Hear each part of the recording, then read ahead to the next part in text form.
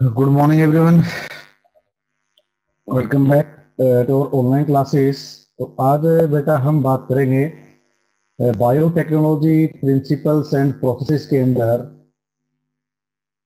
ठीक है, टूल्स के बारे में बात करेंगे। हम जो टूल्स हम कर रहे थे, टूल्स कौन कौन से होते हैं बायोटेक्नोलॉजी के अंदर, उसके बारे में हम बात कर रहे थे लास्ट लेक्चर में। तो वहां पर हमने बात करी थी बेटा रेस्ट्रिक्शन एंजाइम्स के बारे में बात करी थी हमने। ठीक है, कि रेस्ट्रिक्शन एंजाइम्स क्या होते हैं। ठीक है, दोबारा इसको बता देता हूँ आपको मैं। रेस्ट्रिक्शन एंजाइम्स वो न्यूक्लियेजेस एंजाइम होते हैं। न्यूक्लियेजेस की बात हो रही है बेटा। न्यूक्लियेजेस मतलब जो ऐसे एंजाइम्स जो डीएनए को काटते हैं, आरएनए को काटते हैं एक एट अ पर्टिकुलर लोकेशन से। ठीक है, दो प्रकार के बताए थे मैंने, एक्सोन्यूक्लियस एंड एंडोन्यूक्लियस के बारे में। तो यहाँ पर जो हम बात कर रहे हैं रेस्ट्रिक्शन एंजाइम्स की, दे आर एंडोन्यूक्लियस एंजाइम। वो डीएनए को अंदर से काटते हैं, बीच से काटते हैं एट पर्टिकुलर लोकेशन। किसी पर्टिकुलर लोकेशन से क्या है, वो डीएनए को कट लगाते हैं और वो जो लोकेशन होती है, जो पोजीशन होती है, वहां पर कोई स्पेसिफिक बेस पेयर सीक्वेंस देखी जाती है। वो क्या करता है, ये एंजाइम रेस्ट्रिक्शन एंजाइम होते हैं, क्या करते हैं बेटा, डीएनए के बीच में, अंदर बीच में कहीं पर भी कट लगा सकता है वो। और वो क्या करता है, एक स्पेसिफिक बेस पेयर सीक्वेंस को पहचानता है। जैसे कि लास्ट वाले में हमने बात करी थी इको आर वन में कि GAATC। ठीक है, GAATC। इको आर वन क्या करता है बेटा, इस बेस पेयर सीक्वेंस को पहचानता है और वो जी और ए के बीच में कट लगाता है। यहाँ से डीएनए के क्या है, सेगमेंट को काटता है। डीएनए का जो हेलिक्स होता है, स्ट्रैंड होता है, उसको यहाँ से काटता है। तो ये थे हमारे रेस्ट्रिक्शन एंजाइम। सेकंड जो टूल हमारा हम बात करेंगे वो कौन सा है बेटा हमारे पास है, कि क्लोनिंग वेक्टर कौन कौन से होते हैं और एक कंपिटेंट होस्ट के बारे में बात करेंगे। ठीक है, इनके बारे में बात करेंगे कि क्लोनिंग वेक्टर क्या क्या होते हैं इसके अंदर। और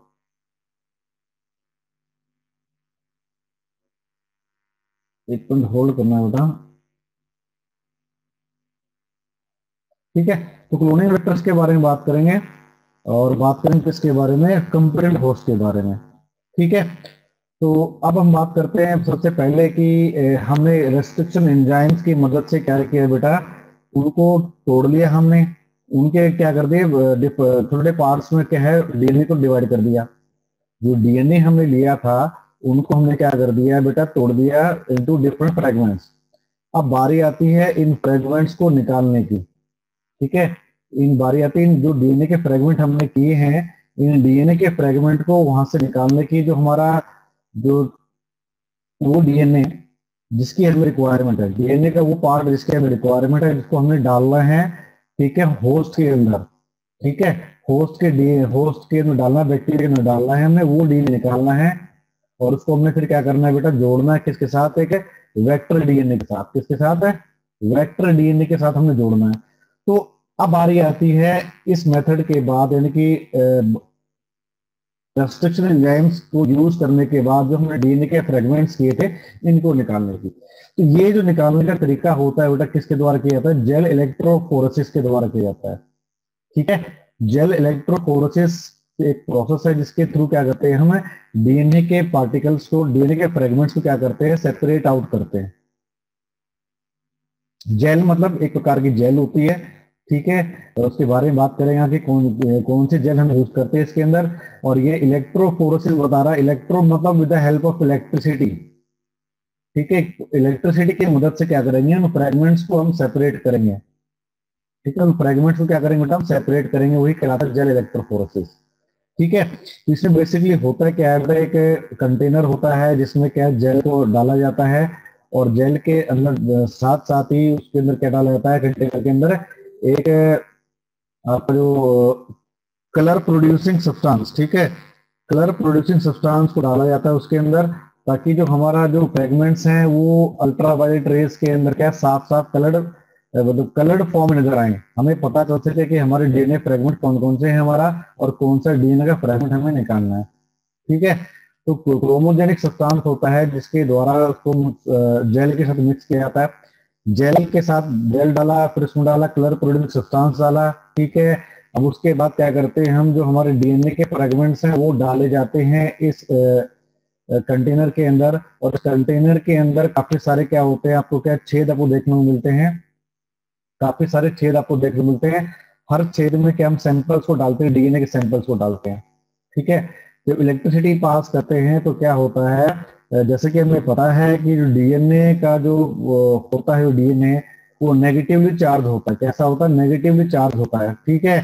और इस टेक्निक में क्या होता है, जो पार्टिकल्स होते हैं नेगेटिवली चार्ज पार्टिकल्स से ये एनोड की तरफ भागते हैं, और जो पॉजिटिवली चार्ज पार्टिकल होते हैं कैथोड की तरफ भागते हैं, ठीक है। नेगेटिवली चार्ज पार्टिकल आपके कैथोड की तरफ है, और पॉजिटिवली चार्ज पार्टिकल वो एनोड की तरफ भागते हैं, ठीक है। चार्ज के बेस पे यहाँ पर क्या होता है, डीएनए के फ्रेगमेंट्स का सेपरेशन होता है। तो आइए बात करते हैं होता है क्या बेसिकली ये। It is a method of separation and analysis of macromolecule, जैसे डीएनए है, आरएनए है, प्रोटीन्स है, इनका सेपरेशन का जो तरीका होता है and their fragments based on their size and charge, ठीक है। साइज और चार्ज के बेस के ऊपर जो सेपरेशन का जो मेथड है उसे ही कहते हैं हमें जेल इलेक्ट्रोफोरेसिस, ठीक है। इसे हम बेटा सीविंग भी कहते हैं। This phenomena is called sieving. Sieving में क्या होता है, छलनी होते हैं, छलनी में छानते हुए बड़े पार्टिकल ऊपर ले जाते हैं, छोटे पार्टिकल आगे भाग जाते हैं। तो सेम फिनोमेना हमारे यहाँ पर होता है जेल इलेक्ट्रोफोरेसिस के अंदर, ठीक है। जो न्यूक्लिक एसिड्स होते हैं, प्रोटीन्स होते हैं, जो मोलिक्यूल प्रोटीन के मोलिक्यूल है, they are separated by applying in electric field. जैसे कि मैंने आपको बताया था कि इलेक्ट्रिक फील्ड की एप्लीकेशन के द्वारा इनको सेपरेट किया जाता है, ठीक है। तो move the negatively charge molecule through a matrix of agarose, ठीक है। एगरोज का क्या है, एक जेल है, ये यूज की जाती है, एगरोज जेल यूज की जाती है इस मेथड के अंदर। और इसके थ्रू ही क्या होता है कि बीच में जो एगरोज जेल जो बनाते हैं, इसे बीच में स्पेस होती है, विटामिन के पार्टिकल्स के बीच में स्पेस होती है, उस स्पेस के थ्रू ये जो डीएनए के पार्टिकल्स क्या करते हैं, ये सेपरेट होते हैं, ठीक है। जितने छोटे मॉलिक्यूल होंगे, शॉर्टर मॉलिक्यूल मूव फास्टर, जितने छोटे मॉलिक्यूल होंगे उतने ही तेज वो क्या करेंगे, वहां मूव करेंगे इस जेल के अंदर, ठीक है। And migrate farther than longer ones, ठीक है। यानी छोटे जो पार्टिकल्स है उतनी तेजी से मूव करते हैं, और क्या है, और लॉन्गर जो पार्टिकल्स होते हैं इनसे काफी दूर चले जाते हैं, ठीक है। Because shorter molecules migrate more easily through the pores of the gel. तो जेल के अंदर जो पोर्स, जैसे बताया था मैंने, जो जगह होती है उसकी जगह के थ्रू क्या होता है, छोटे जो पार्टिकल्स होते हैं डीएनए के, वो इजीली क्या करते हैं, मूव करते हैं, ठीक है। क्लियर है यहाँ तक ये। अब होता है क्या है, जो gel is placed in the electrophoresis chamber, electrophoresis chamber होता है, उसके अंदर जेल को डाल दिया जाता है, which is then connected to the power source, ठीक है। पावर सोर्स से कनेक्टेड होता है वो। उसके बाद इलेक्ट्रिक फील्ड अप्लाई करते हैं तो क्या होता है, नेगेटिव चार्ज होता है, एक एंड पे होता है, दूसरे एंड पे क्या होता है, एक पॉजिटिव चार्ज होता है। नेगेटिव चार्ज वाला जो एंड होता है ये क्या करता है, it pushes the molecules through the gel. ये जेल के थ्रू क्या करता है, जो मॉलिक्यूल्स हैं उनको पुश करने का काम करता है। और पॉजिटिव वाला का चार्ज क्या करता है, ये पुल करने का काम करता है, ठीक है। कहने का मतलब ये है कि on the basis of charges, जैसे मैंने बताया डीएनए क्या है कि नेगेटिव चार्ज पार्टिकल है, वो कहाँ जाएगा, कैथोड की तरफ भागता है, ठीक है। तो इसके द्वारा क्या होता है, ये जितने फ्रेगमेंट्स होते हैं डीएनए के, वो अलग अलग लेयर्स में सेपरेट हो जाते हैं, ठीक है। जितना स्मॉलर होगा वो सबसे आगे मिलेगा, लार्जर डीएनए का फ्रेगमेंट होगा बिल्कुल पीछे रहेगा। इस बेस पे क्या होता है, डीएनए के जो क्या होते हैं आपके फ्रेगमेंट्स होते हैं उनको सेपरेट किया जाता है, ठीक है। जो पॉजिटिवली चार्ज जो होते हैं cations which will migrate toward the cathode, वो कैथोड की तरफ मूव करते हैं, विच इज नेगेटिव चार्ज, वो नेगेटिव चार्ज होता है, ठीक है। नेगेटिवली चार्ज जो एनायंस होते हैं they will migrate towards the positively charge anode, ठीक है। डीएनए क्या होता है, हमारा नेगेटिव चार्ज पार्टिकल है, तो एनोड की तरफ क्या करेगा बेटा, वो मूव करेगा, किसकी तरफ करेगा, एनोड की तरफ क्या करेगा, वो मूव करेगा। क्लियर है यहाँ तक ये,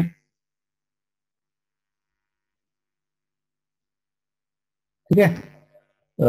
ये तो हमारा क्या है, जेल इलेक्ट्रोफोरेसिस क्या होता है। अब आती है बात लास्ट में, different size molecules form distinct bands of the gel. आगे डायग्राम की मदद से देखेंगे तो किस प्रकार के बैंड बनते हैं, ठीक है। जो अलग अलग साइज के जो बैंड्स होते हैं, जो मॉलिक्यूल्स होते हैं, जो आपके फ्रेगमेंट्स होते हैं डीएनए के, ये कुछ बैंड्स बनाते हैं, बैंड्स के फॉर्म में नजर आते हैं किसी जेल के अंदर, जेल प्लेट के अंदर, उसको आगे हम देखेंगे।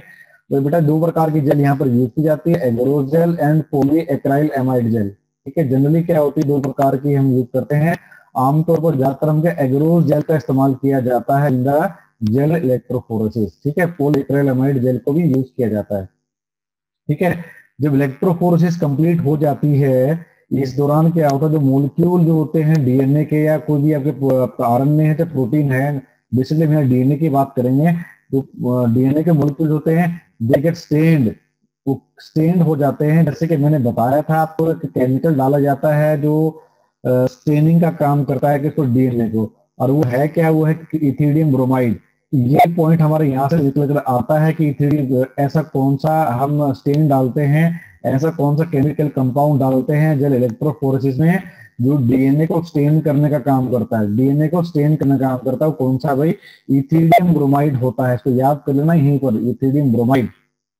ठीक है, which when intercalated into DNA fluorescence under ultraviolet light. ठीक है, जो डीएनए के जो आपके बेस पेयर होते हैं, इनके खास करके ए और टी के बीच में, ये बीच में जाके क्या करता है, वहां पर अपने आप अटैच कर लेता है, और जब अल्ट्रावायलेट लाइट के सामने जब तो रखा जाता है तो ये चमकते हैं भाई। ठीक है, ये जो डीएनए के फ्रेगमेंट है जिसके अंदर इथिडियम ब्रोमाइड के द्वारा जो स्टेन किए थे, ये अल्ट्रावायलेट लाइट के अंदर क्या है बेटा, ये चमकते हैं, इनमें लाइट हमें नजर आती है, ऑरेंज कलर की लाइट नजर आती है। किस प्रकार की आती है, ऑरेंज कलर की लाइट नजर आती है। तो ये भी हमारे एक प्रकार का एमसीक्यू क्वेश्चन बनता है हमारे यहाँ से, कि जब हम आपके स्टेन जो डीएनए के पार्टिकल्स होते हैं जो अल्ट्रावायलेट लाइट के सामने रखते हैं, तो किस कलर के नजर आते हैं, ऑरेंज कलर के नजर आते हैं। ठीक है, ये कुछ थे हमारे जेल इलेक्ट्रोफोरेसिस, जिसके द्वारा हम क्या करते हैं, डीएनए के पार्टिकल्स को अलग करते हैं। ये आपका बेसिकली एनसीईआरटी का ही क्या आपका फिगर है, एनसीईआरटी का ही आपका ये पूरा थ्योरी है। इसमें पढ़ेंगे सेपरेशन कैसे होता है। ठीक है, इसके बारे में बात करेंगे हम। ठीक है भाई, तो देखो, the cutting of DNA by restriction endonuclease result in fragments of DNA. जैसे कि मैंने बताया था, जब डीएनए को काटते हैं रेस्ट्रिक्शन एंडर न्यूक्लियस के द्वारा, तो उसके क्या डीएनए के काफी सारे फ्रेगमेंट्स हमें देखने को मिलते हैं। These fragments can be separated by technique known as gel electrophoresis. Gel electrophoresis के द्वारा क्या करते हैं, हम इन फ्रेगमेंट्स को सेपरेट करते हैं। ठीक है, DNA fragments are negatively charge, DNA fragments are negatively charged molecules. They can be separated by forcing them to move towards the anode under an electric field through a medium or matrix. ठीक है, क्या कह रहा है बेटा, ये DNA fragments को separate कैसे करते हैं, because DNA negative charge particle जो इलेक्ट्रिक फोर्स के अंदर क्या करता है, ये एनोड की तरफ मूव करता है, पॉजिटिव जो आपका इलेक्ट्रोड होता है उसकी तरफ मूव करता है, जिसके द्वारा डीएनए के डिफरेंट साइज के फ्रेगमेंट क्या करते हैं, सेपरेट हो जाते हैं अकॉर्डिंग टू देयर साइज। ठीक है, तो नॉर्मली जो हम कॉम्प्लेक्स जो हमारे जेल मैट्रिक्स होते हैं, हमारे कैसे होती है, एग्रोज होती है, which is natural polymer extracted from seaweed. तो आपका आज का क्वेश्चन यही है कि ये किस सीवीड से एग्रोज को क्या करता है, एक्सट्रैक्ट किया जाता है। तो मुझे शाम तक आपको एक आंसर भेजना है मुझे कि जो एग्रोज जो होता है, एग्रोज जो आपका पॉलीमर है, नेचुरल पॉलीमर है, एक जेल है जिसको हम क्या एक सीवीड से निकाला, तो कौन कौन से सीवीड है जिसको हम एक्सट्रैक्ट करते हैं। ठीक है, आपको भेजना है। तो डीएनए जो फ्रेगमेंट्स होते हैं separate according to their size through sieving effect, according to their size through sieving effect provided by the agarose gel. Same वही कहानी है जो मैंने बताई थी आपको, जो डीएनए के फ्रेगमेंट्स होते हैं मतलब सेपरेट कर लिया जाता है according to their size. Sieving effect का मतलब है छलनी की तरह जो पोर होते हैं एग्रोज जेल के अंदर, उसके थ्रू छोटे छोटे जो पार्टिकल फ्रेगमेंट्स होते हैं डीएनए के, वो बड़ी तेजी से मूव करते हैं और लॉन्गर डीएनए के फ्रेगमेंट से आगे निकल जाते हैं। ठीक है, अब जो separated DNA fragments can be visualize, देखे जाते हैं only after staining the DNA. ठीक है, इनको तभी हम देख सकते हैं जब डीएनए को स्टेन करें। और डीएनए को स्टेन करने वाला कंपाउंड कौन सा होता है, मैंने इथिडियम ब्रोमाइड बताया था, और उसके बाद को हम एक्सपोज करते हैं यूवी रेडिएशन के अगेंस्ट। ठीक है, यूवी रेडिएशन जो अल्ट्रावायलेट लाइट होती है उसके अगेंस्ट क्या करते हैं, तो हम कर देते हैं, और उस लाइट के अंदर हमें जो हमारे फ्रेगमेंट्स हमारे क्या है, एक ऑरेंज कलर्ड के बैंड्स के फॉर्म में नजर आते हैं। ठीक है, लिखा हुआ है, you can see bright orange colored bands of DNA in a ethidium bromide stained gel exposed to ultraviolet light। Clear है यहाँ तक बेटा? ठीक है, तो ये इस तरीके से क्या करते हैं, हम डीएनए फ्रेगमेंट्स को हम क्या है सेपरेट आउट करते हैं। अब इसमें एक डेफिनेशन और आती है हमारी, बड़ी इंपॉर्टेंट डेफिनेशन है, the separated bands of DNA are cut out from the agrogel and extracted from the gel piece. This step is known as elution. इसे कहते हैं elution कहते हैं. ये है important definition as per exam point of view. ठीक है भाई. तो डीएनए के फ्रेगमेंट सेपरेट हुए थे, इनको हम एग्रोजेल से काट कर निकाल लेते हैं और उसको वहां से प्यूरिफाई करते, क्या करते हैं वहां से प्यूरिफाई करते हैं और इसी प्रोसेस को कहते हैं हम क्या, एल्यूशन कहते हैं. ठीक है. तो आपके सामने ये फिगर नजर आ रही है आपको बेटा, ये this the typical electrophoresis chamber है जिसके अंदर क्या हमने डीएनए को डाला. ठीक है. देखो यहाँ 1 है, 2 है, 3 है, 4 आपके क्या है यहाँ वॉइड्स है, यहाँ पर वेल्स है. ठीक है. क्लियर्ड 4 वेल्स है यहाँ पर. देखो यहाँ पर क्या, एक वेल हमारा पहला होता है एक डीएनए मार्कर का, डीएनए मार्कर का वेल होता है. बाकी दूसरा, तीसरा, चौथा जो चैम्बर है इसके अंदर हम डीएनए के फ्रेगमेंट्स डालते हैं जिनको हमें सेपरेट करना है. ठीक है. तो डीएनए मार्कर वाला जो वेल होता है इसमें क्या नजर आता है, हम इसमें डालते हैं डिफरेंट साइजेस ऑफ डीएनए. ठीक है. डीएनए के डिफरेंट साइज के फ्रेगमेंट डाले जाते हैं और वो भी क्या अकॉर्डिंग टू साइज क्या है अलग अलग हो जाते हैं. इसी के बेस पे हम नापते हैं कि भी कितने केबी का डीएनए है, ये कितने केबी का डीएनए है, ये कितने केबी का डीएनए है. तो उसके बेस पे आइडेंटिफाई करते हैं हमें कौन सा डीएनए हमारे वाला है. ठीक है. अब देखो आपके सामने एक फिगर और है, ये मार्कर डीएनए है. मार्कर डीएनए वो होता है जिसकी मदद से हम क्या करते हैं, एक स्टैंडर्ड होता है जिसकी मदद से डिफरेंट जो डीएनए के फ्रेगमेंट्स होते हैं अकॉर्डिंग टू देयर साइज इनको हम सेपरेट करते हैं. ठीक है. जैसे कि यहाँ पर क्या है 1 2 3 4 5 6 7 8 9 10 आपके दिखा रखे मार्कर दिखा रखे हैं. सबसे ऊपर वाला 1000 बेस पेयर का क्या है डीएनए मार्कर है, फिर 900 बेस पेयर का है. तो ये ऐसे ऐसे क्या है डिफरेंट बेस पेयर हम नजर आ रहे हैं. सबसे कम बेस पेयर वाला हमारा कौन सा, 100 बेस पेयर वाला सबसे आगे है जिसका साइज सबसे छोटा है. तो सैंपल ए में हमने डीएनए फ्रेगमेंट डाले, सैंपल बी में डाले और सैंपल सी में हमने क्या डीएनए के फ्रेगमेंट डाले. जब इलेक्ट्रिसिटी पास करी तो जितने भी डीएनए के फ्रेगमेंट से they get separated out according to their sizes. ठीक है. साइज के अकॉर्डिंग सेपरेट आउट कर दिए जाते हैं. ठीक है. जैसे कि यहाँ पर हमें पता है कि ये डीएनए मार्कर के अंदर हमारे पास क्या है 100 बेस पेयर का हमारे पास क्या है एक डीएनए फ्रेगमेंट है. तो इसी के अकॉर्डिंग हमारा क्या है एक सैंपल का हमारा क्या आ गया डीएनए फ्रेगमेंट आ गया. तो हमें पता चल गया कि ये जो फ्रेगमेंट हमारा आया है डीएनए का इसके अंदर कितने बेस पेयर प्रेजेंट है, कितने 100 बेस पेयर, क्योंकि इसके बिल्कुल सामने है ना ये. तो वैसे हमारे क्या है 200 बेस पेयर के सामने 200 बेस पेयर वाला आ गया. तो इसके बेस पे हम पहचान सकते हैं कि हमारे डीएनए के फ्रेगमेंट है किस साइज के, हमने किस डीएनए फ्रेगमेंट को हमने सेपरेट करना है. ठीक है. अब आती है बात किसकी बेटा, पहला हो गया हमारा रेस्ट्रिक्शन एंजाइम, फ्रेगमेंट्स कर लिए, उनको सेपरेट आउट कर लिया. अब आती है जो डीएनए हमने सेपरेट किए थे, डीएनए के फ्रेगमेंट जो हमने सेपरेट किए थे उनको हमने क्या होस्ट के अंदर डालना है, जो बैक्टीरिया है उसके अंदर डालना है. उसको डालने के लिए हमें क्या चाहिए, हमें डालने के लिए एक वेक्टर चाहिए जो उसको कैरी करे, इसको ट्रांसपोर्ट करने का काम करे. ठीक है. एक ऐसा ऑर्गेनिज्म चाहिए जिसके डीएनए के अंदर हम एक ऐसा डीएनए हमें चाहिए जिस डीएनए के अंदर हम अपने जो डिजायर्ड जो डीएनए हमारा है उसको डाल दें और वो डीएनए को ले जाकर हमारे बैक्टीरिया के अंदर जाके पहुंचा दे. ठीक है. इसे ही कहते हैं वेक्टर. क्या कहते हैं, वेक्टर. ठीक है. क्लोनिंग वेक्टर जो क्या है हमारा जो डीएनए का फ्रेगमेंट है उसको क्लोन करने का काम करेगा और उसको होस्ट सेल के अंदर ले जाने का काम करेगा, वो कहलाता है क्लोनिंग वेक्टर. सेकेंड रिक्वायरमेंट है, सेकेंड टूल हमारा किसका, आरडीएनए टेक्नोलॉजी का. ठीक है. इसमें होता क्या, वैसे the DNA is used as a carrier for transferring a fragment of foreign DNA into a suitable host is called vehicle और वेक्टर डीएनए. ठीक है.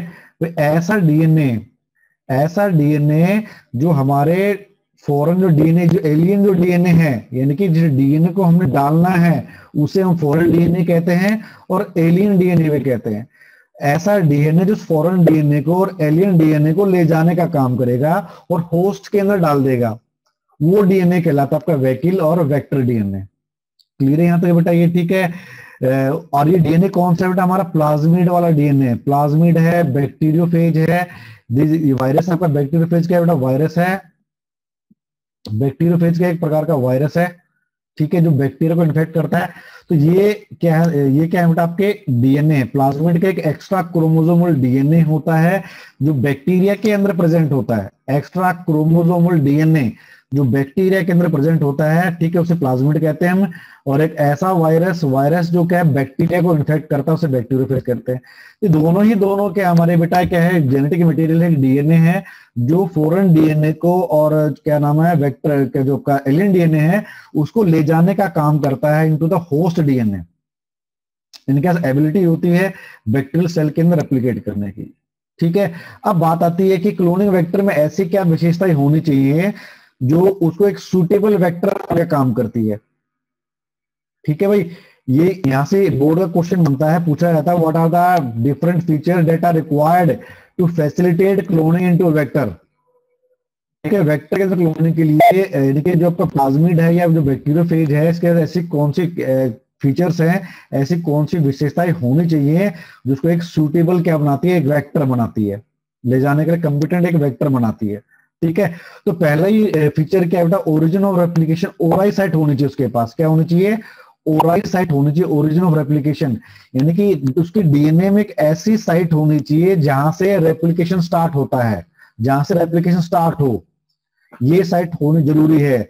अगर ये साइट नहीं है तो डीएनए अपने आप को रेप्लिकेट नहीं कर पाएगा, डीएनए रेप्लिकेट नहीं कर पाएगा तो जो हमने जीन डाला है उस डीएनए के अंदर वो भी रेप्लिकेट नहीं कर पाएगा, ठीक है। तो यानी कि ओरिजिन ऑफ रेप्लिकेशन होनी चाहिए, एक ऐसी साइट जहां से रेप्लिकेशन स्टार्ट हो, ठीक है। ये जो सीक्वेंस होती है, it is the sequence from where replication start, DNA के अंदर एक ऐसी बेस पेयर की सीक्वेंस होती है जहां से रेप्लिकेशन स्टार्ट होती है। जनरली जो आपकी सीक्वेंस होती है डीएनए के अंदर वो 80 रिच होती है, एडेनिन और थायमिन रिच साइट होती है। इसको ध्यान रखना बड़ा इंपॉर्टेंट पॉइंट है नीट के पॉइंट ऑफ व्यू से, ये बोर्ड के एग्जाम में भी पूछा जा सकता है, ठीक है, एमसीक्यू बनाया जा सकता है। कोई सन के दिमाग का आदमी आ गया तो ये क्वेश्चन पूछ सकता है एमसीक्यू के अंदर, ठीक है।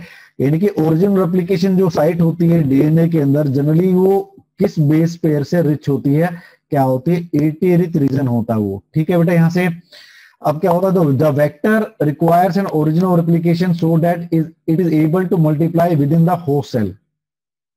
कहने का मतलब है कि वेक्टर के पास जो प्लाज्मिड है, जो बैक्टीरियोफेजेस के पास का एक ओरिजिन रेप्लिकेशन की साइट होनी चाहिए जिसके द्वारा वो होस्ट सेल के अंदर, बैक्टीरिया के अंदर जाकर अपने आप को रेप्लिकेट कर पाए, अपने जो मल्टीप्लाई कर पाए, ठीक है, अपना अपना जो नंबर है किसका, प्लाज्मिड का, वो बढ़ा सके, कॉपी नंबर बढ़ सके उसका, ठीक है। तो ये जो सीक्वेंस होती है प्लाज्मिड के अंदर है, वेक्टर के अंदर, it is responsible for controlling the copy number, copy number of the link DNA. कहने का मतलब है कॉपी नंबर बेसिकली होता क्या है, कॉपी नंबर का मतलब होता है कि जो प्लाज्मिड है बैक्टीरिया के अंदर कितने प्रेजेंट हैं, 1 प्रेजेंट है, 2 प्रेजेंट है, 3 प्रेजेंट है, 3 कॉपी प्रेजेंट है, 4 प्रेजेंट है, कितने प्लाज्मिड प्रेजेंट है, प्लाज्मिड यानी कि डीएनए कितने प्रेजेंट है, एक्स्ट्रा क्रोमोसोमल डीएनए है वो बैक्टीरिया में कितने नंबर में प्रेजेंट है, वो कहलाता है कॉपी नंबर, ठीक है। तो यही सीक्वेंस कंट्रोल करती है जो लिंक डीएनए है, यानी कि जिस डीएनए को हमने लिंक कर रखा है वेक्टर के साथ, वो कितने कॉपी उसकी तैयार करनी है उस होस्ट के अंदर, वो इसी ओराई साइट पे डिपेंड करता है बेटा, ठीक है। This implies that any foreign DNA inserted into this vector will also be replicated in the process. ठीक, इसका मतलब क्या हुआ कि जो हमने फॉरेन डीएनए डाला था उस वेक्टर डीएनए के अंदर, तो वो क्या करेगा, वो उसका मतलब ये हुआ कि वो जो डीएनए है वो भी अपने आप को क्या करेगा, रेप्लिकेट करेगा। जब फॉरेन डी यानी कि जब आपका वेक्टर डीएनए रेप्लिकेट करेगा उसके साथ ही साथ क्या करेगा, आपका जो फॉरेन डीएनए वो भी साथ साथ क्या करेगा, रेप्लिकेट करेगा, ठीक है। ये है ओराई साइट। जनरली क्या होनी चाहिए आपकी, एक ओराई साइट होनी जरूरी है, कम से कम एक, ठीक है, कम से कम एक ओराई साइट होनी जरूरी है। अगर एक से ज्यादा ओराई साइट प्रेजेंट है, मान लो भाई ये एक प्लाज्मिड है, भाई यहां पर भी ओराई साइट है, यहां पर भी ओराई साइट है, यहां पर भी ओराई साइट है, यहां पर भी ओराई साइट है, 4 ओराई साइट होगी भाई। अब रेप्लिकेशन की जब बारी आएगी तो क्या है, ये चारों साइड से रेप्लिकेशन स्टार्ट होगा। इसका मतलब ये हुआ कि ये जो प्लाज्मिड का जो डीएनए है जो कैरी कर रहा है हमारा फॉरेन डीएनए या एलियन डीएनए, ठीक है, तो ये टुकड़ों में डिवाइड हो जाएगा, डिफरेंट पार्ट्स में ये डीएनए डिवाइड हो जाएगा, और हमारा जो प्रोसेस है, ठीक है, वो हमारा जो प्रोसेस है किसका, आरडीएनए वाला या रेप्लिकेशन का, वो काफी कॉम्प्लिकेटेड हो जाएगा। इसीलिए जनरली क्या होना चाहिए, सिर्फ एक ही सिंगल ओराई साइट होनी जरूरी है, एक से ज्यादा नहीं होनी चाहिए, ठीक है। अभी आपके सामने बेटा ये एनसीईआरटी के अंदर ही हमारा दे रखा है पीबीआर 322, एक आपका वेक्टर है ये, जिसके अंदर हम क्या करेंगे, डीएनए को हम अपने जो हमारा जो डीएनए है जिसको हमें डालना है, ठीक है, वो आपका ये वेक्टर है, एक प्रकार का प्लाज्मिड इको, और भाई इको का, इकोलाई का ही आपका क्या एक वेक्टर है, इकोलाई एक प्रकार का ये प्लाज्मिड है जो इकोलाई के अंदर मिलता है। पीबीआर 322 क्या है, पीबीआर 322 है हमारा, ठीक है बेटा ये। तो इसमें आप देख सकते हो फिगर के अंदर कि डिफरेंट क्या है, आपकी क्या है, साइट्स आर प्रेजेंट, ठीक है, जैसे कि हमारा ये PST1 है, PBU1 है, ECO-R1 है, CLA1 है, HIND3 है, BAM-H1 है, SAL1। They are different sites on PBR 322, PBR 322 ये वेक्टर है बेटा, वेक्टर डीएनए है, इसके द्वारा हम क्या करते हैं, हमारा जो फॉरेन डीएनए है, जो एलियन डीएनए, उसको ट्रांसफर किया जाता है इनटू द कंप्यूटेंट होस्ट, ठीक है। इसके अंदर हम डीएनए डालेंगे और इसको हम क्या है उस बैक्टीरिया के अंदर डाल देंगे, ठीक है। तो ये जो साइट दिखा रखी है यहाँ पर क्या है, PST1, PBU1, ये सारे ये क्या है बेटा, these are the restriction endonuclease, बड़ा इंपॉर्टेंट है भाई ये आपका नीट के पॉइंट ऑफ व्यू से, ठीक है। जितने भी साइट हमारे ये हैं, ये क्या है, डिफरेंट क्या है, ये रेस्ट्रिक्टेड साइट है, जहां पर वो आके वो उस डीएनए के अंदर कट लगाएंगे, ठीक है। P1 यहाँ पर कट लगाएगा, P1 यहाँ पर कट लगाएगा, यहाँ पर कट लगाएगा, CLA1 यहाँ पर कट लगाएगा, HIND3 यहाँ पर आके कट लगाएगा, BAM-H1 यहाँ पर आके कट लगाएगा, SAL1 यहाँ पर कट लगाएगा, ठीक है। PBR 322 वेक्टर के अंदर डिफरेंट साइट्स हैं जहां पर आकर अपना कोई पर्टिकुलर जो आपका रेस्ट्रिक्शन एंडोन्यूक्लियस है वहां पर आके क्या करेगा, वो अपना काम करेगा, ठीक है। तो आपका एक काम और है, आपको बताना है कि भाई ये जो नाम है ये कौन कौन से हैं आपके डिफरेंट, जो PST1, PBU1 क्या होता है, किस कौन सा रेस्ट्रिक्शन है आपका, क्या है ये एंडोन्यूक्लियस है, इसके बारे में आपको बताना है। वैसे हालांकि मैं बता देता हूँ आपको है क्या, ठीक है। PS1 की बात करें, PST1 की बात करें, PST1 है हमारा क्या है बेटा, ये प्रोविडेंसिया स्टुअर्टी, प्रोविडेंसिया स्टुअर्टी, एंड ये नीट के पॉइंट ऑफ व्यू से काफी इंपॉर्टेंट है भाई, प्रोविडेंसिया, ठीक है, क्या है आपका स्टुअर्टी, ये रेस्ट्रिक्शन एंजाइम है, ठीक है। PBU1 का मतलब क्या है, प्रोटियस वुल्गारिस, इसका मतलब क्या हुआ, प्रोटियस वुल्गारिस, ठीक है। तो ये दो नाम मैंने बता दिए हैं आपको, बाकी आपको बताने हैं इनका नाम क्या है, ठीक है। तो इस PBR 322 के ऊपर बेटा क्या एक वेक्टर है जिसकी मदद से क्या करते हैं हम, क्लोनिंग करते हैं अपने डिजायर्ड डीएनए की, ठीक है। इसके पास दो साइट और हैं, एम्पिसिलिन रेजिस्टेंस और टेट्रासाइक्लिन रेजिस्टेंस, ठीक है। तो इस रीजन के अंदर जहां पर BAM-H1 काम करता है और SAL1 काम करता है, और एक दूसरी साइट कौन सी हमारे पास, PBU1 और PST1, ये दो साइट ऐसी हैं जहां पर एक दो जीन प्रेजेंट है, एक टेट्रासाइक्लिन की रेजिस्टेंस प्रोवाइड करता है और एक एम्पिसिलिन रेजिस्टेंस प्रोवाइड करता है। दीज आर द एंटीबायोटिक्स, ठीक है। एम्पिसिलिन और टेट्रासाइक्लिन क्या है, दीज आर द एंटीबायोटिक्स, जो ऐसे जीन प्रेजेंट हैं किसके अंदर, PBR 322 के अंदर, जो ई कोलाई को क्या करती है, इन दो एंटीबायोटिक के अगेंस्ट रेजिस्टेंस प्रोवाइड करती है, एक प्रतिरोधक क्षमता प्रोवाइड करती है, यानी कि ये एंटीबायोटिक इस ई कोलाई के ऊपर काम नहीं करेंगी, ठीक है, इस ई कोलाई के ऊपर काम नहीं करेंगे, यानी कि ये एम्पिसिलिन और टेट्रासाइक्लिन के प्रेजेंस में ये ई कोलाई जो हुआ जिसके अंदर PBR 322 प्रेजेंट है, उसके अंदर ये अपने आप को ग्रो कर सकती हैं, ठीक है। इसका मतलब ये है एम्पिसिलिन आर और टेट्रासाइक्लिन आर का मतलब क्या होता है, ठीक है। सेकेंड दो प्रॉपर्टी जो होनी चाहिए हमारे पास, क्या होना चाहिए, सिलेक्टेबल मार्कर होना चाहिए। जो वेक्टर है, जो डीएनए जो वेक्टर है, उसके पास क्या होना चाहिए, एक सिलेक्टेबल मार्कर होना चाहिए। सिलेक्टेबल मार्कर का मतलब क्या होता है, एक ऐसा जीन वहां पर होना चाहिए, ठीक है, जो हमें क्या मदद करें, हमें ये सिलेक्ट करने में मदद करें कि हमारा जो रिकम्बिनेंट डीएनए कौन सा है, यानी कि रिकम्बिनेंट और नॉन रिकम्बिनेंट के बीच में डिफरेंशिएट करने में हमें हेल्प करे। तो ऐसा एक साइट होनी चाहिए वेक्टर के अंदर जिसकी मदद से हम डिफरेंशिएट कर सकते हैं कि हमारे वाला रिकम्बिनेंट डीएनए कौन सा है और नॉन रिकम्बिनेंट डीएनए कौन सा है। तो यानी कहने का मतलब है वो बैक्टीरिया कौन सा है जिसके अंदर आरडीएनए प्रेजेंट है और जिसके अंदर आरडीएनए प्रेजेंट नहीं है, इन दोनों के बीच में डिफरेंशिएट करने में मदद करे।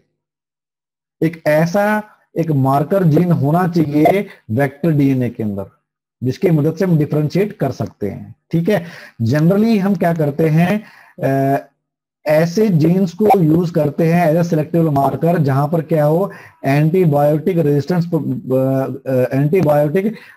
जीन प्रेजेंट हो। एक ऐसा मार्कर हम सिलेक्ट करते हैं जिसके पास जीन जिसके अंदर ऐसा जीन प्रेजेंट हो जो उसको एंटीबायोटिक के अगेंस्ट रेजिस्टेंस प्रोवाइड करे, जैसे कि एम्पिसिलिन है, क्लोरोएम्फेनिकोल है, टेट्रासाइक्लिन है और केनामाइसिन है। ठीक है, इन्हें माना जाता है considered as useful selectable markers for E coli. ठीक है भाई, दूसरा हमारे पास क्या है, क्लोनिंग साइट्स होनी चाहिए इसके अंदर। क्लोनिंग साइट्स का मतलब है तीसरा जो हमारे विशेषता क्या होगी उसके अंदर क्या होगी, क्लोनिंग साइट्स होनी चाहिए। कहने का मतलब है हमारे एलियन डीएनए को अगर हम लिंक करना चाहते हैं वेक्टर डीएनए के साथ तो वहां पर क्या होनी चाहिए, क्लोनिंग साइट होनी चाहिए, रिकॉग्निशन साइट्स होनी चाहिए। ठीक है, बात समझ में आ रही बेटा, यानी कि in order to link the alien DNA the vector needs recognition sites for the commonly use restriction enzyme. ठीक है, यानी कि जो हमारा जो वेक्टर डीएनए है उसके अंदर क्या होनी चाहिए, रिकॉग्निशन साइट्स होनी चाहिए जहां पर जो रेस्ट्रिक्शन एंजाइम आकर अपना काम कर सके, कट लगा सके। ठीक है, उसी कट पर हम क्या करेंगे, एलियन डीएनए को जोड़ेंगे हम। बात समझ में आ रही है बेटा, यानी कि जो वेक्टर डीएनए है, वेक्टर डीएनए के पास ऐसे साइट्स होने चाहिए जहां पर जो रेस्ट्रिक्शन जिस रेस्ट्रिक्शन एंजाइम को हम यूज कर रहे हैं, ठीक है, आरडीएनए बनाने के लिए, वो एंजाइम उसको पहचान सके, वहां जाकर उस डीएनए पे की उस सीक्वेंस में जाकर अपना काम कर सके, उस डीएनए के अंदर कट लगा सके। ऐसी रिकॉग्निशन साइट्स होनी चाहिए वेक्टर डीएनए के अंदर। ठीक है, अब क्या होता है, जनरली जो एलियन डीएनए का जोड़ने वाला काम होता है, ligation of alien DNA is carried out at a restriction site present in one of the two antibiotic resistance genes. ठीक है, यानी कि एलियन डीएनए को वहां पर जोड़ते हैं जहां पर रेस्ट्रिक्शन एंजाइम काम करता है। वो कौन सी साइट्स है बेटा, वो साइट्स कौन सी है, एंटीबायोटिक रेजिस्टेंस जीन्स वाली साइट्स है, जहां पर एंटीबायोटिक रेजिस्टेंस प्रेजेंट के जीन प्रेजेंट, ये वाली साइट है, ये वाली साइट है। इन साइट्स को हम क्या करते हैं, सेलेक्ट करते हैं for the cloning of A alien DNA, alien DNA को जोड़ने के लिए।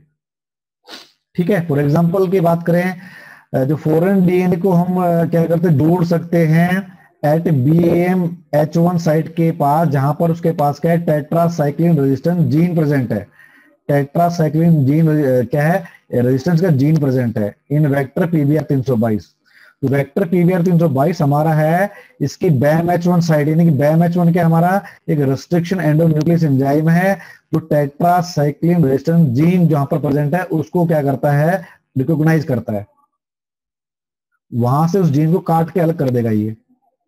ठीक है, और टेट्रासाइक्लिन रेजिस्टेंस जीन की साइट पे ही हम क्या कर सकते हैं, हमारा जो एलियन डीएनए को वहां पर फिक्स कर देंगे।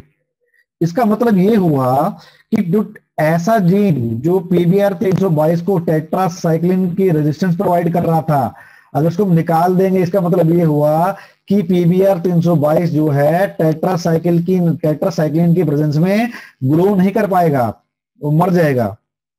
ठीक है, इसका मतलब ये हुआ कि टेट्रासाइक्लिन का रेजिस्टेंस उसके पास नहीं रहा, हुआ नहीं सिलेक्टिव मार्कर।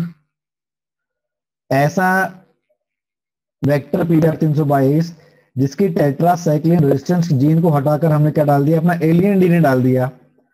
जब ऐसे PBR322 को हम ग्रो करेंगे टेट्रासाइक्लिन की प्रेजेंस में, तो टेट्रासाइक्लिन की प्रेजेंस में ग्रो कर ही नहीं पाएगा, क्योंकि जो जीन था जो रेजिस्टेंस प्रोवाइड कर रहा था PBR322 को हमने हटा दिया। वहां पर क्या प्रेजेंस है, अब एलियन डीएनए प्रेजेंस है, तो ग्रो नहीं कर पाएगा, 1 सिलेक्टेड मार्कर। ठीक है, तो हम क्या करेंगे, जितने भी हमारे आपके जो पीबीआर वेक्टर जो हमारे इकोलाई हैं, जो पीबीआर 322 हैं, उनको हम क्या करेंगे, टेट्रासाइक्लिन के प्रेजेंस में ग्रो करवाएंगे।